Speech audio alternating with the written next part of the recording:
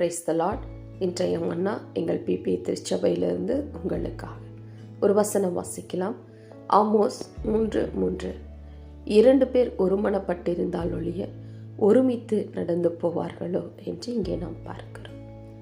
கிறிஸ்துவுக்குள் பிரியமானவர்களே, இந்த வசனத்தை நன்றாய் கவனித்து பார்ப்போமானால் ஒரு மனதினுடைய முக்கியத்துவத்தை நமக்கு புரிய வைக்கிறது.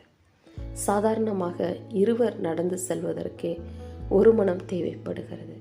அப்படியானால் தேவனுடைய மகிமை வெளிப்பட ஒரு மனம் எவ்வளவு முக்கியம் என்பதை நாம் உணர்ந்து கொள்ள வேண்டும்.